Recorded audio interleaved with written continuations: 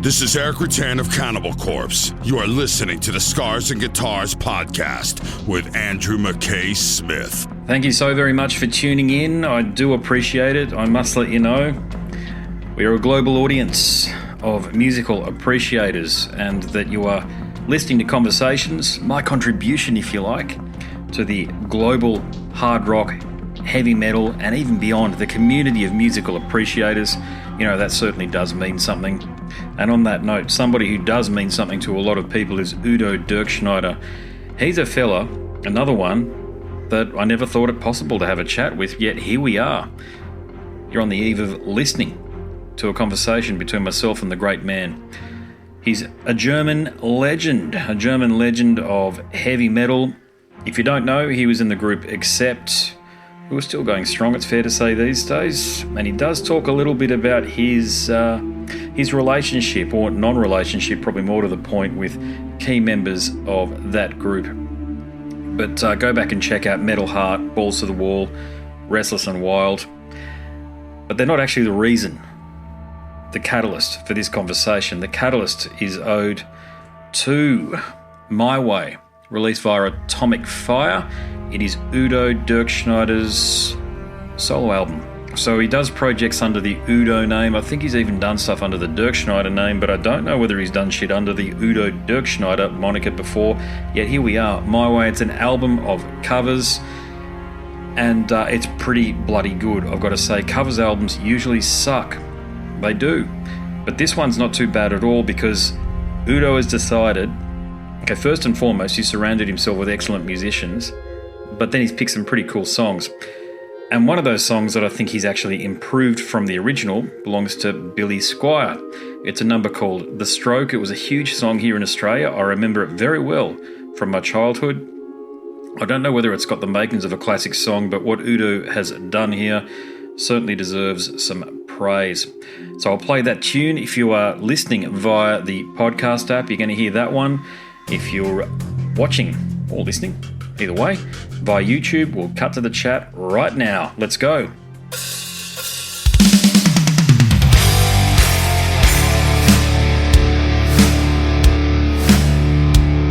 Now everybody, have you heard? If you're in the game, then just walk the word. Don't take no rhythm, don't take no style. Got a thirst for killing, grab your wild.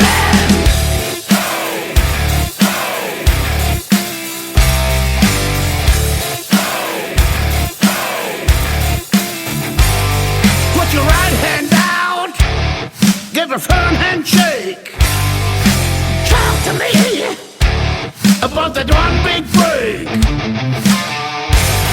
But you hear pollution, both far and wide. Keep the contributions by your side and stroke me. Could be a winner, boy, you move mighty well. Stroke me. Stroke me.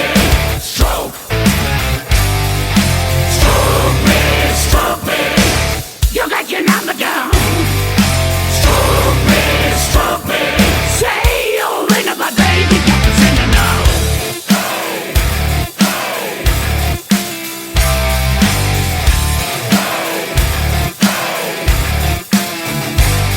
Put your left foot out, keep it all in place. Work your way right into my face.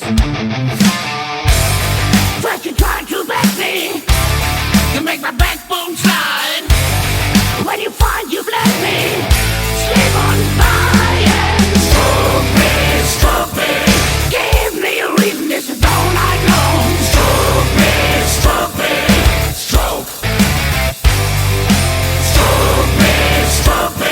Get yourself together, boy. Stroke me. Say you're a winner, but baby, got to sing it now. Stroke.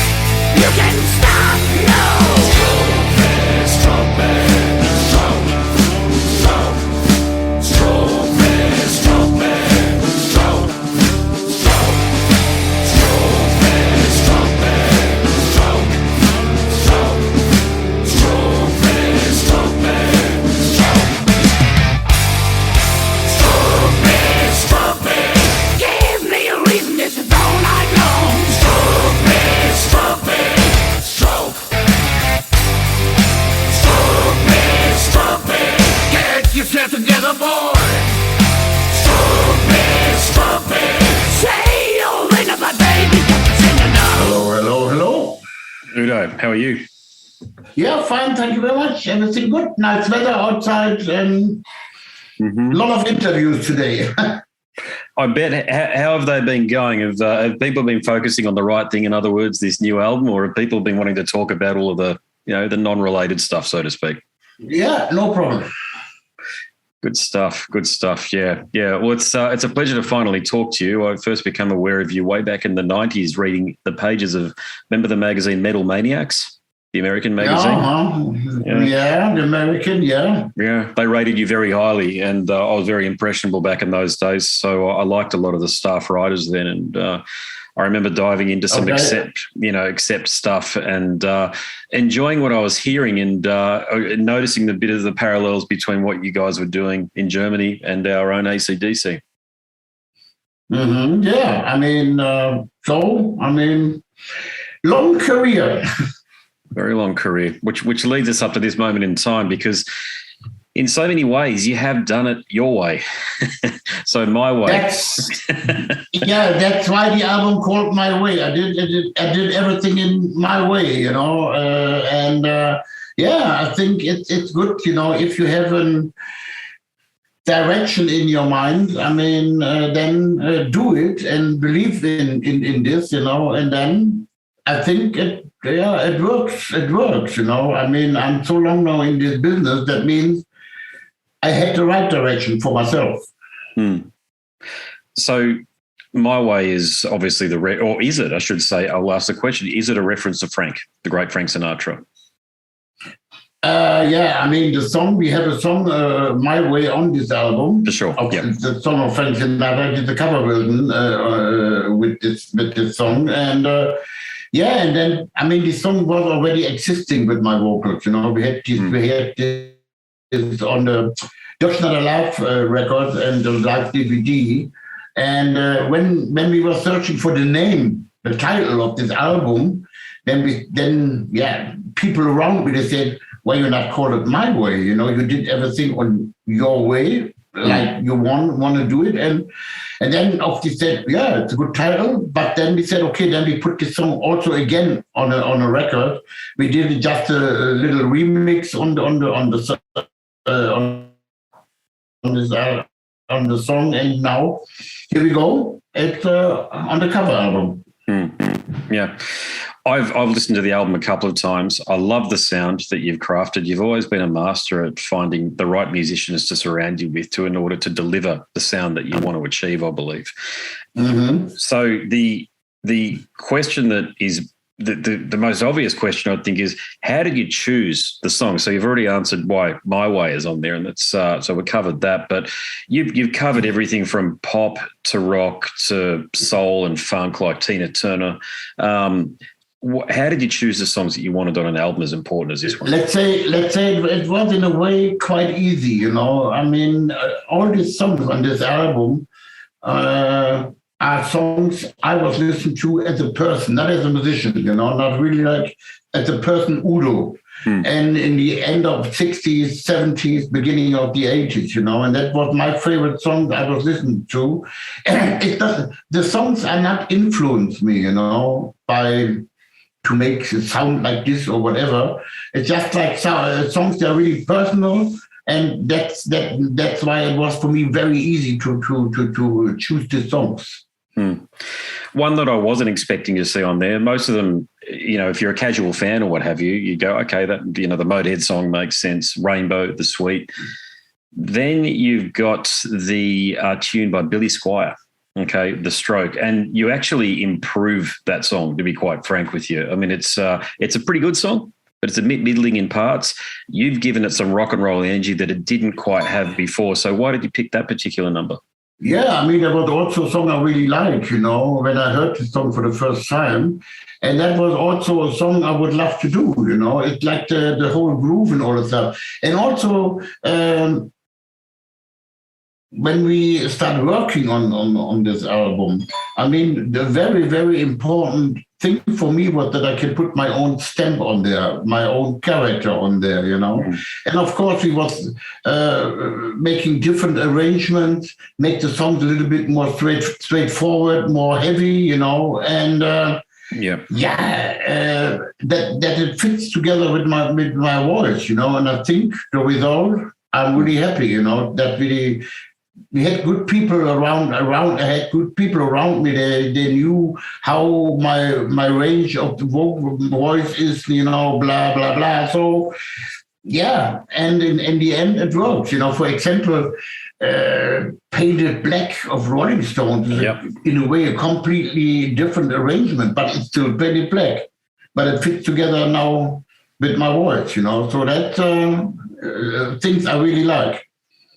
I like that you didn't play a straight bat, so to speak. I like that you turned it into Udo songs, okay, because plenty of bands do covers that are a bit too faithful to the original, and you can listen to them a couple of times and you go, wow, that was interesting, but they don't stay with you. What I feel you've been able to do here is craft an album that will stay with you long after the release cycle. Because, albums that come and go these days. But the strength of this album here is that there's enough variety on here within the compositions of the songs that you've chosen that it's going to long-time fans, people like myself that have been around for a while, we're going to keep coming back to this album. Yeah, I mean, I think also for me, it now is an interesting album. There are so many different stuff on this album. Also vocal-wise. It was really interesting for me to work on all these songs. For example, it's a little bit funny. I have a German song on this album. Singing in my mother language, and. And I thought, this will be very easy, to do. Wrong. That was the most complicated vocal session, It's German language is a really hard language, and the words are completely different to sing than instead of English, and to get the sense right and all that stuff. That was really the most difficult thing, to sing in my own language. But in the end, it works, and I always say learning by doing, so here we go. Learning by doing, you're right on that point there. Yeah, learning by doing, beginning with the end in mind. And look, on that point, you've been doing this longer than almost anybody out there, certainly in heavy metal and rock. Okay, you've been consistent. You've had a 50+ year career in the spotlight. But did you discover anything about your voice that you didn't know you were capable of when you were recording these songs? I mean, my voice, I don't know. This is also a miracle, my voice, I mean, I never had any problems with my voice. I never was canceled a show about that my voice was not working. I don't know. I mean, it's a gift, I mean, I can still I can sing like in the 80s, really high, with high notes and all that stuff. I don't know. I mean, it's like Stefan Kaufmann, my old band member of Accepting U.D.O, he's still doing my vocals. So he's always recording my vocals, and he knows exactly my range. And he said to me, "This is a miracle. This voice, It always works, and it's amazing that you can sing like this, And now my range getting also wider, I don't know, maybe 10 years ago, I couldn't sing really this low range stuff, But now, I don't know. I have instead of losing my voice, it's getting better. And this is crazy. Believe me, this is completely crazy. And thank you very much. Yeah. Well, thank God too that he's given you that voice, because it's a joy to listen to, consistently listen to. And I understand what you're saying. You've added a baritone timbre to your voice in the last few years or thereabouts. So, but look, something else about the album. Were there any other songs that you considered and even recorded but didn't make the album? We made 2 more songs. There was one song of the Beatles called "I'm Down." Mm-hmm. And also "Don't Let Me Be Misunderstood" of Animal. Animal. Wow. Yeah, fantastic tune. Great. I had them on my computer. Please release them. I had them on my computer, but we didn't get the rights. Publishing, we didn't get the rights. So that was like we would love to have these songs on the album. It's great versions. I mean, I don't know. But can you do? Nothing, I mean, they said, no, we don't want to do it. We don't want to give you the rights. Yeah, it's a shame, but I don't know. Can you play them live though? Do those rights extend to live performance? Yeah. Live, you can do that, but you cannot put it on a record. Oh, well, you know what people will do? They'll just hold up their iPhones or Android phones and they'll just take a video of you performing it and it'll be out there anyway. Aren't those laws, it's all silly, isn't it? Because to that point, you can play anything you want and a member of the public can post it on YouTube and it doesn't breach any copyright. Because you know why it doesn't? Because it's so common. It's out there everywhere. Yeah, I mean, in a way, that's stupid, I mean, we found out with the Beatles song, Yoko Ono is still control everything, and she said no. And with Don't Let Me Be Misunderstood, that was, I think, Warner in America. They have the rights, And no way, no way on my way. So, and I don't know, sometimes, I don't understand this, but what can you do? Nothing. Isn't Yoko Ono just a consistent decades-long pain in the goddamn ass? I mean, what function has she played over the years except for that weird yelling that she does? And now we hear directly from the source that she's stopped you from being able to record a tune that would help people, to be frank, meaning that it'd enrich people listening to your version of the tune. And I mean, there's no reason. It's just spite. Look what she does to Julian Lennon. Yeah, I mean, okay, I'm not so really involved in that, but, I only can say for what reason, there is no problem. It's not like versions, they're completely out of the world or whatever, It's really like, okay, the Beatles song is a little bit more also in the U.D.O. direction, Udo style. And Don't Let Me Be Misunderstood was, a little bit more heavy, but very nearly close to the original one, But can you do? Nothing, yeah. I mentioned up top that you've always had a gift for surrounding yourself with outstanding musicians. I'll talk about Bill Hudson a bit later. I've had a number of chats to him. But, mate, the musicianship, again, is top quality on this album. It all sounds so beautifully put together. It's heavy. It's crunchy. The musicians are working to enhance your performance. So who did you pick to play with you this time around? Yeah, I mean, the musicians are, let's say, I call the album like a family album in a way. It's like my son was doing all the drums. It was also interesting for him, there was some songs he was not born. He didn't know the songs. He was like, okay. Yeah. And then, I'm really happy that Peter Bartos was playing the bass guitar on all the songs, my old bandmate of Except. And Stefan Kaufmann did the guitars on Man on the Silver Mountain and on Hellraiser, the Suite. Mm-hmm. My old guitar player of the first band of U.D.O, Matthias Dietz, he did the guitars on Sympathy of Uriah Heep. And then my now current guitar players, they were doing some solo stuff on this album. They were sharing the solos on this album. And then also this guy who was very much involved in arranging, is a German guy, Peter Kobs. He was, or he is a really good friend with Brian May. Okay. And he did also a lot of arranging stuff. He was playing also some solos on this album.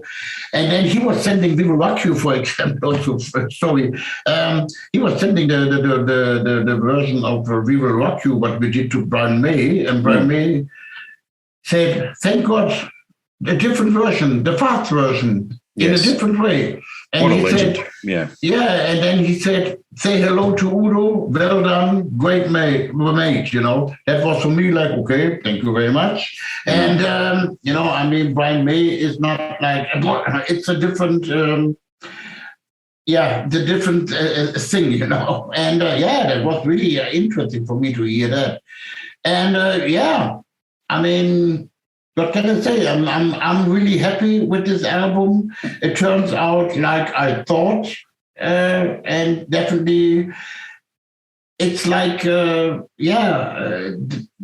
think what I think before, it's like that I can put my character on there, my stamp, the whole thing. A lot of, also a very funny thing is like a lot of journalists now with all the interviews, they say, if these songs are not done already, that will be the new U.D.O album, and this is also like, okay. Okay, there you go. Yeah, I didn't think of that. Yeah, but that's I've heard some versions of them, but I think you've put your stamp on them, which is really important. Like I've mentioned already. Like to your point, Painted Black it's sort of, you can definitely hear it's Painted Black. I love the Stones, got the album, got the vinyl and stuff like that. But you've done your own thing on it, and that breathes new life into an old song. And that I think that's why I think I'm happy with this album. That I can make it a little bit different than to the original ones. I think something else that probably helps is that you've got a supportive network insofar as the label. You're with Atomic Fire. Marcus. Oh, yeah. Yeah. I mean, can you tell me about your relationship with Marcus? Yeah, I mean, I know Marcus for a long, long time, and so, I mean, I was together with AFM for 16 years, something like that. And then, we had to make a new contract. And then Marcus came up, and said, hey, can you imagine to change the record company? And I said, never say never. And, I know all these people now on Atomic Fire. They are, in a way, the metal guys of Nuclear Blast, I know exactly who is working there. Yep. And then we start talking. I said, normal, if you want to change, do something new. And they make a quite good offer. I mean, they gave me an offer for this cover album and also, for 3 studio albums. Mm-hmm. And I mean, I'm 70 years old. To get a new contract with 3 studio albums, that means, I don't know, and then I'm 76, 77 or whatever. And that's it's an honor also for me. And then we said, okay, yes, let's do it, Okay, AFM was not so happy, but sometimes, it's good to have fresh blood. And here we go. AFM were good to you. Atomic Fire will be good for you. It all works out in the end for you. I think yes. I think yes. I mentioned Bill Hudson. I loved your work with him, by the way. What was it like working with him? Let's say he's a brilliant guitar player, very good one. I think in the end, sometimes, it's happened that he was not... personal-wise, he was not the right guy for us, in the whole thing, and that was too different. He's a nice guy, a really good guitar player, and but personally-wise, that sometimes doesn't fit, and that was the reason we said, okay, it doesn't work. That happens. It happens to the best of us, clearly, And I mean, that's all there is to it. Yeah. Hopefully he finds the right thing to do, I know he's doing sometimes some stuff for U.D.O. Yep.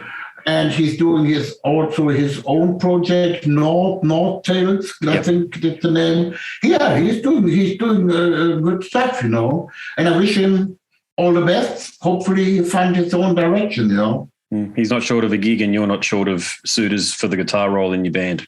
It all works out, doesn't it? Yeah, you never know.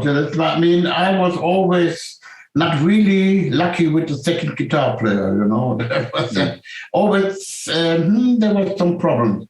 But I think now, with this new guitar player, what I have, he's really young, 29 years old, and he's really good. And he fits perfectly together with Andre. I mean, with Andre, I'm together 10 years. He's 10 years in the band. And I see that, they're working really together.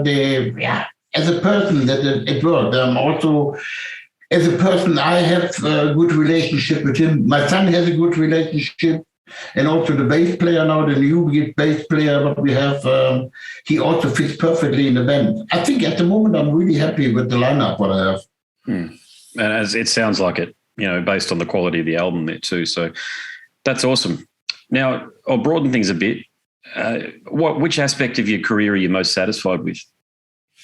Oh, that's hard to say, of course. I mean, what we did with Accept, definitely. I mean, that was definitely one of the highlights of the career. But I still, I had also really good highlights also now with U.D.O. I mean, successful. But I mean, of course, the highlight sticks out with Accept, in the 80s when we became famous worldwide, and then, I mean, but that's history. Now looking forward to getting more highlights. Absolutely. Plenty more things to look forward to. Would you change anything if you had the chance? Hypothetically speaking, would you change anything about your career? Again, I didn't get it. Would you change anything about the past? Are there any things that you would look to change if you were given the chance? No, a lot of people, they ask me, if you had the chance to do everything again, you will do this, do it in the same way. Then I said, yes, of course, there were some mistakes, there were some bad times, but I think you're learning out of mistakes, and also bad things, what happened in the business or whatever. And I would say, yes, I will do the same thing again. You're one of the rare bands where people aren't clamouring for a reunion of the original singer with the band. So you and Wolf teaming up again, which is interesting because, to your point, people love what you do as U.D.O. and they don't feel as though, and they also, to be honest, they love what Accept are doing as well too. But have you had much contact with Wolf over the years, recently in particular? Never. And I don't want to have any contact with him. It's a different story, but I'm really good friend now again with Peter Baltus. Yeah. He did all the bass guitars on this cover album, for example. I still have a good relationship with Stefan Kaufmann. I mean, all over the years, he was the guitar player in U.D.O., he was producing with U.D.O. and stuff like that. And the only guy I don't want to talk to, let's say in this way, is Wolf. I mean, there's a lot of reasons why, but this is okay. I wish him all the best. Great guitar player, anyway. I mean, but for me to work with him again, never. There's been there was a story, it came out a couple of years ago, but Jeff Tate bumped into Tornillo, who replaced him in Queensrÿche backstage, and they got along famously. Well, not famously, I shouldn't say that, but apparently they got along. Tornillo's on record as saying that they had a very positive and congenial interaction, if you like. Have you bumped into Mike Tornillo backstage or anything like that? Have you guys ever crossed paths? There was a festival, Masters of Rock, happened in Czech Republic, and I was a guest singer of Lordi. I mean, I did a song together with Lordi, and Lordi was headlining, and Accept was the not special guests on this festival, not the headliner. So in the hotel, we're waiting both for a driver, and he never said to me hello or something like that. And I mean, okay, I mean, what can I do? I mean, it's like, for me, why not saying hello? I mean, I'm also a really good friend with David Rees, who did Eat the Heat. Oh, okay, yeah. Yeah, we are really, really good friends. We talk sometimes on the phone and blah, blah, blah. I don't know. I mean, what I heard from Peter is that it was not allowed that he talked to me. Yeah. Don't ask me, I mean, this is, forget it. He's a good singer, he's doing a good job now with Accept, and I wish him good luck, and maybe one day, you never know. I've said this a few times to people in your position, but the guy who replaces you is actually doing a great job at keeping the songs alive you wrote, and that's what people clearly want, Yeah, so It is what it is. Yep. It is what it is, yeah. Australia. Have you? I didn't check, but have you? You might have been down here as a tourist, or have you? But I haven't checked if you've been down here performing. We tried to come, many times to Australia, and there was always like, it doesn't work money-wise, and this was happened, and this and this and this, and it's my dream to do some shows in Australia. It doesn't matter, small clubs, whatever. And maybe also in a hotel, I don't know. But it's really a dream for me to come to Australia. But maybe now with Atomic Fire, a lot of things are changing. I can see that. So now after a long time, we go next year to Japan. If we do Japan, I really, really, really want to fight for this, that we are going after Japan to Australia, do some shows down there. That is really something what I'm missing. I was playing in Manila, I was playing in Bangkok, I was playing nearly everywhere, but Australia is missing. Same thing happened. Yeah, true. We'd love to see you down here. There's no doubt. There's clearly an appetite amongst fans. There's a lot of fans of yours in particular that want to see you down here. We've seen, I think, Accept have played here a few times, if I'm not mistaken. I certainly haven't seen it. But I was talking to Klaus. I think was I talking to Klaus or was I talking to Rudy in Scorpions? And they were saying that they had the similar issue. And when they played Bali in Indonesia, it was full of Australians that had travelled over there to see the band play. The same thing would happen to you if you played in Jakarta or Bali or something. I think it's It's, I don't know. It's just again an artist of your stature within rock and heavy metal. It's almost criminal that you haven't been made a credible offer to come here.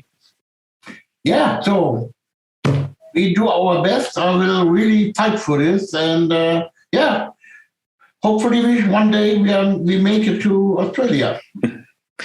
Fingers crossed. Well, I think that's my time up, mate. It's a pleasure to finally talk to you. Okay. Congratulations on an epic career, and long may you continue to reign as one of the greatest heavy metal frontmen of all time. Thank you very much. Okay. Thank you. Bye-bye. Bye-bye. No worries. Catch up. Bye.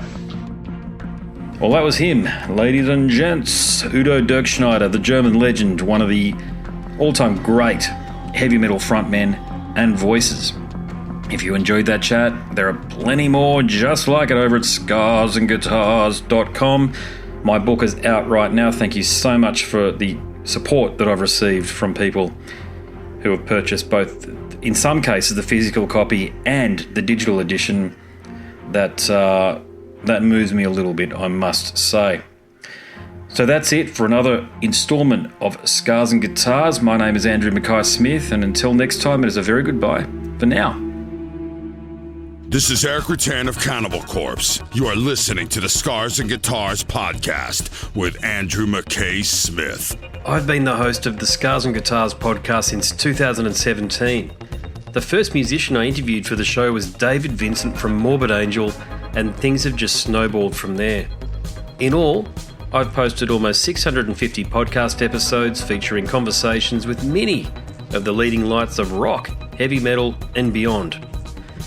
It just got to a point where I thought, I need to write a book about all this, so that's exactly what I did. In Scars and Guitars Volume 1, you'll read a heap of deep reveals and commentary, such as Des Fafara talking about Coal Chamber and why the band will never return. If you're a band just starting out, you need to hear me. Do not start a band with partners. Ever. Yeah, wise words there. Sage advice, mate, for anybody. Don't ever, because I can't go do Coal Chamber right now unless I get others involved. Phil Anselmo talks about the episode in his career which gives him the greatest sense of accomplishment. I think the staying power of the fans and the staying power of the songs, whether it's Pantera, Down, or Superjoint, the fans remember the songs. Alex Skolnick from Testament confirms that, yes, playing the guitar in Ozzy's band is anything but an ordinary gig. Will Silent Oz from Dimmu Borgir write a book? Pa from Sabaton gives advice to people who want to start a band. Look at the team around you, look at the bandmates. If the guys want to be on the stage, then it's all cool. If the guys want to be backstage, then it's not gonna be cool. Current and former members of Cradle of Filth discuss the band's seminal 90s material. Read about the reaction to George Lynch and Mark from Suicide Silence's comments when they throw shade at then President Donald Trump. We have this idiotic monster, this egotistical, self-aggrandizing, complete piece of shit in there. I just can't understand how we've gotten to this place. And yeah, we kicked a hornet's nest with Sepultura. Percussive overlord Gene Hoglan talks about recording with Chuck Schuldiner. Chuck was always, he was very, very open-minded, and he was into having his musicians that were playing with him just reach out for the best stuff that they had. Phil Campbell from Motorhead discusses what it takes to get sober. John Five answers his critics who dismiss his tenure with Marilyn Manson. My name is John Five, and Manson gave me that name, and I had some of the best years of my life in that band and learned a lot. And we get the lowdown on Treyarch Zagtoth from those who would know, including his mother. All across Scars and Guitars Volume 1, there are moments of tension, relief, tragedy, exhilaration, and throughout it all, you'll obtain insight that I believe no one else has managed to obtain from many of your favourite artists. So treat yourself. Scars and Guitars Volume 1 is currently available as an ebook with a print edition on the horizon.